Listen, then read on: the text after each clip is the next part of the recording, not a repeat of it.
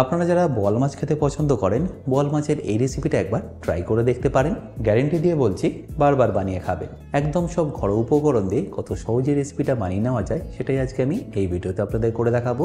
সাথে থাকবে অনেক টিপস অ্যান্ড ট্রিক্স, যাতে এই রেসিপিটা আপনারা একদম পারফেক্টলি করে নিতে পারেন। বাই দ্য ওয়ে, আমি শেফ অতনু, আপনারা দেখছেন অতনুর রান্নাঘর। আর আজকে আমাদের রেসিপি বোয়াল মাছের ঝাল। তাহলে রেসিপিটা বানানোর জন্য আমি এখানে নিয়ে নিয়েছি 1.5 কেজি বোয়াল মাছ, যার পিসগুলো দেখুন আমি এরকম একটু বড় বড়ই রেখেছি। এবার এই সব মাছগুলোকে আমি ভালো করে একটু ম্যারিনেট করে নেবো। আর ম্যারিনেট করতে লাগবে অল্প একটু হলুদ গুঁড়ো, ওই ধরে নিন 1 থেকে 1.5 চা চামচ মতো।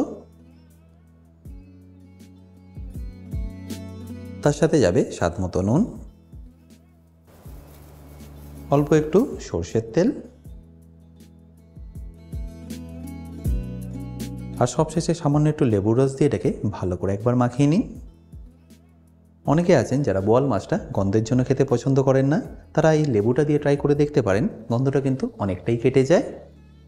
ব্যাস, তারপর এই মাছগুলোকে ভালো করে একবার হলুদ আর নুনটা মাখিয়ে নিন।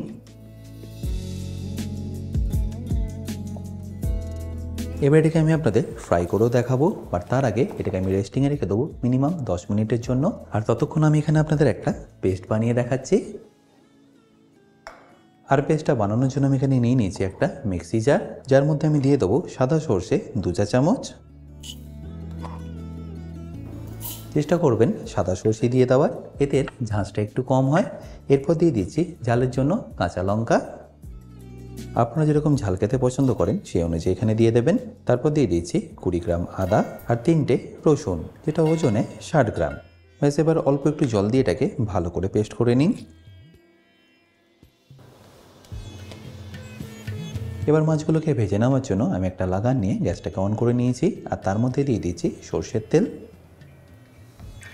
এবার তেলটা যতক্ষণ না ভালো করে গরম হচ্ছে ততক্ষণ ওয়েট করুন।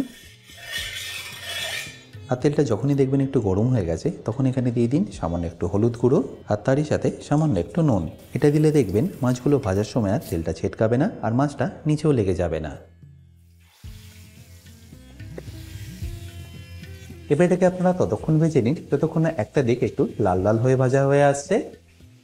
এবার যখনই দেখবেন একটা দিকে কালার চলে এসছে, পাল্টে নিয়ে অপর দিকটাও কুক করে নিন।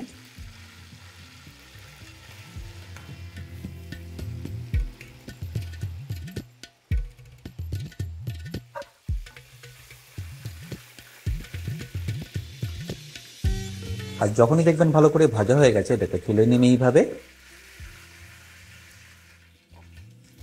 এবার এই একইভাবে আমি বাকি মাছগুলোও ভেজে নিচ্ছি।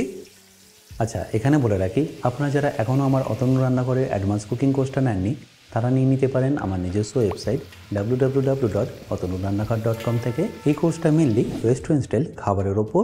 রেস্টুরেন্টে কি গ্রেভি বা কি সস বানিয়ে রাখে, যার জন্য আপনাদের 10 থেকে 15 মিনিটের মধ্যেই এই খাবারটা পরিবেশন করতে পারে, সেই সব কিছু আমি শিখেছি অ্যাডভান্স কুকিং কোর্সে। এই কোর্সের লিঙ্ক আমি যদিও ডিসক্রিপশন বক্সে দিয়ে রেখেছি, তাও বলে রাখি, কিন্তু যদি আপনাদের কোনো রকম অসুবিধা হয় আমার সাথে এই হেল্পলাইনে যোগাযোগ করতে পারেন। তাহলে দেখতেই পেলেন আমার এখানে সবকটাই মাছ খুব ভালো করে ভাজা হয়ে গেল। এবার এই একই তেলের মধ্যে আমি দিয়ে দেবো সামান্য একটু কালো জিরে, আর তার সাথে 2টো শুকনো লঙ্কা আর 1 চা চামচ গোটা জিরে। এবার এই ফোড়নগুলো থেকে যখনই ফ্লেভারটা ছেড়ে দেবে, তখন এখানে আপনাদের দিয়ে দিতে হবে পেঁয়াজ বাটা। আমি এখানে 1.5 কেজি মাছের জন্য নিয়ে নিয়েছি 350 গ্রাম পেঁয়াজ, যেটাকে আমি খুব কম জল দিয়ে ভালো করে পেস্ট করে নিয়েছি। ব্যাস, এবার ফ্লেমটাকে হাই করে এটাকে ভালো করে আপনাদের ভেজে নিতে হবে।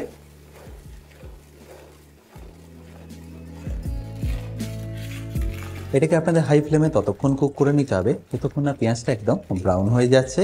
এই পেঁয়াজটা ব্রাউন করতে মোটামুটি আপনাদের সময় লেগে যাবে ধরে নিন 8 থেকে 9 মিনিট মতো। মনে রাখবেন, এটা যত আপনারা কম জল দিয়ে পেস্ট করবেন তত তাড়াতাড়ি এটা ফ্রাই হয়ে যাবে। এরপর যখনই দেখবেন পেঁয়াজটা একদম লাল করে ভাজা হয়ে গেছে, তখন এখানে দিয়ে দিতে হবে কিছু মশলা। যেমন রঙের জন্য যাবে হলুদ গুঁড়ো, আমি এখানে 1.5 থেকে 2 চা চামচ হলুদ গুঁড়ো দিয়ে দিলাম। তারপর যাবে 2.5 চা চামচ কাশ্মীরি লঙ্কার গুঁড়ো। এরপর ফ্লেমটাকে লো রেখে এটাকে আপনাদের ভালো করে একবার মিশিয়ে নিতে হবে। আর যখন দেখবেন এটা ভালো করে মেশানো হয়ে গেছে, তখন এখানে যেটা পেস্ট করে রেখেছিলাম সেটা আপনাদের দিয়ে দিতে হবে। আর পেস্টটা দেওয়ার পরে মিক্সিটা ধুয়ে আমি এখানে জলটাও দিয়ে দিচ্ছি। এবার এটাকে আপনাদের ততক্ষণ কষিয়ে নিতে হবে যতক্ষণ না আদা রসুনের কাঁচা গন্ধটা একদম চলে যাচ্ছে। ফ্লেমটা এই সময় আপনারা লো টু মিডিয়াম রাখবেন। আর মিডিয়াম ফ্লেমে এটা কুক করতে আপনাদের মোটামুটি সময় লেগে যাবে, ধরে নিন 4 থেকে 5 মিনিট মতো।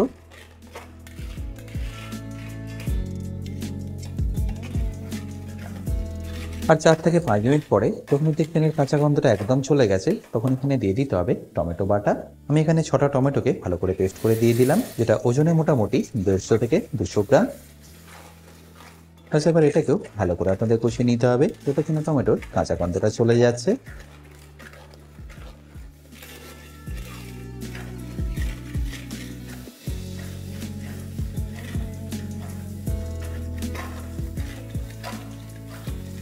আর যখনই দেখবেন ভালো করে কষানো হয়ে গেছে আর টমেটোর কাঁচা গন্ধটা একদম চলে গেছে, তখন এখানে আপনাদের দিয়ে দিতে হবে 1.5 থেকে 2 চা চামচ ধনে গুঁড়ো, সাথে স্বাদ মতো নুনটাও এখানে দিয়ে দিন। ব্যাস, তারপর ফ্লেমটাকে লো রেখে এটাকে ভালো করে একবার মিশিয়ে নিন। আর ধনে গুঁড়ো দেওয়ার পরে আপনাদের খুব বেশিক্ষণ মেশাতে হবে না, 1 থেকে 3 মিনিট মিশিয়ে নিলেই হবে। তো দেখতেই পাচ্ছেন আমার এখানে ভালো করে মেশানো হয়ে গেল। ব্যাস, এবার এখানে আমি দিয়ে দেবো পরিমাণ মতো জল। গ্রেভিটা এখানে একটু মাখো মাখোই হবে, সেই বুঝে আপনারা এখানে জলটা ব্যবহার করবেন। আর জলটা দেওয়ার পরে ফ্লেমটাকে হাই করে ভালো করে এটাকে একবার ফুটিয়ে নিন।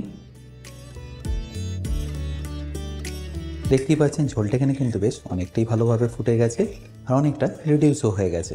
ব্যাস, এই স্টেজে আমাদের এখানে দিয়ে দিতে হবে ভেজে রাখা মাছগুলো।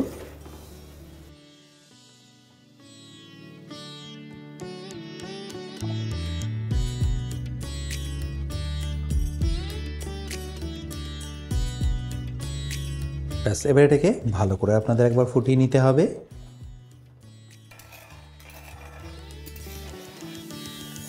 যাতে মাছের ফ্লেভারটা গ্রেভির মধ্যে খুব ভালোভাবে চলে আসে। যদি মনে হয় গ্রেভিতে একটু নুন কম আছে, এই স্টেজে অ্যাড করে দিতে পারেন। এরপর যতক্ষণ না গ্রেভি থেকে তেলটা ছেড়ে দিচ্ছে ততক্ষণ এটাকে ভালো করে একবার ফুটিয়ে নিন। আপনারা যদি বোয়াল মাছের কষা রেসিপি দেখতে চান সেটা আমাকে কিন্তু অবশ্যই জানাবেন।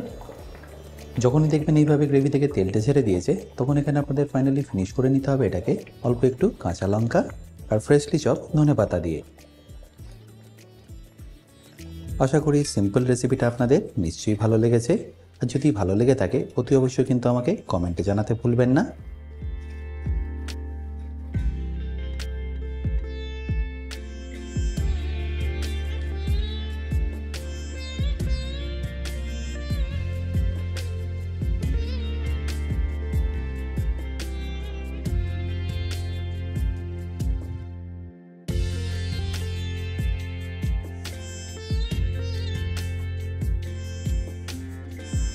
বাই দ্য ওয়ে, আমি শেফ অতনু, আপনারা দেখছিলেন অতনু রান্নাঘর।